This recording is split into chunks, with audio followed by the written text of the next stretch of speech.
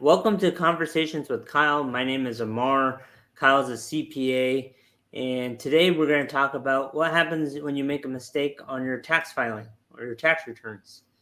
So, Kyle, what type of mistakes do you typically see when somebody's trying to do their tax return? Yeah, I mean, typically it ranges, right? If somebody has a self-prepared return or doesn't have a CPA or a tax professional look at it, I can see, transpose errors or just, little mistakes that maybe they put the wrong number on there or just didn't know they had to report something, right? Right. Um, and so there's a big difference between, small transpose errors and just missing something or neglecting to include something on your return. Leaving something completely out, almost like Right. fraudulent. Right. And so the IRS kind of de facto thinks it's a fraudulent return if you've missed more than 25% of your tax liability. um, there's some remedies to get past that, but yeah, that's the de facto assumption by the IRS is if you miss more than 25% of your tax liability, you're either doing something on purpose or there's extra penalties and interest in addition to your normal late payment penalties or um, anything like that. And I'm sure they can probably go back a couple of years too, right? Like once they find one thing doesn't smell right, they'll probably go back to check out other tax returns, right?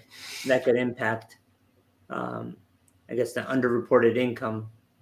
Could Yeah, and so a lot of people are really cognizant of the statute of limitations. So that's 3 years for the date from the date you filed your tax return. Um, but if there's fraud involved or negligence, there's no statute of limitations. They can go back as far as they want. mm, So if you failed to file a return or if you misreported something by a substantial margin, then there's no statute of limitations on those items.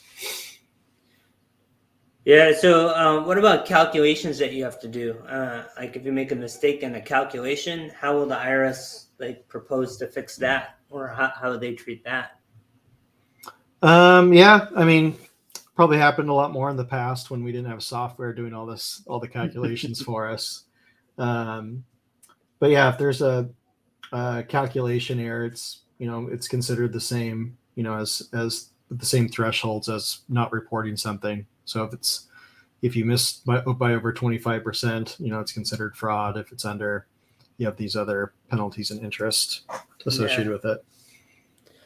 Yeah, it seems that like at the end of the day, you're on the hook, right? These are numbers that you're turning into the IRS. So make sure your tax returns are accurate.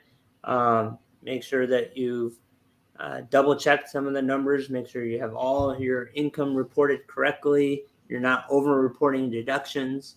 Um, and like you said, there may be a little bit of wiggle room, but not like a whole bunch to maybe cause some more. Yeah, I would say that a little bit of wiggle room, but yeah, the penalties can be really daunting once you get above a certain threshold, and I guess that's why people pay me to file their taxes. So, Yeah.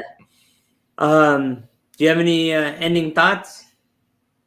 yeah, just make sure you file, make sure you Yeah, pay. jury file on June 15th is coming up, right? So Yeah. oh, at the time of recording this, June 15th is coming up. So make sure that you're making your estimated payments, and you're keeping track of that. If you have any questions or comments, please leave it below. Uh, if you have any ideas for future videos that are tax related, please also leave it below. Kyle and I do a pretty good job of going through all the comments and making sure that we respond to everybody. Thank you for Absolutely. watching. Thanks, guys. Bye bye. Yep.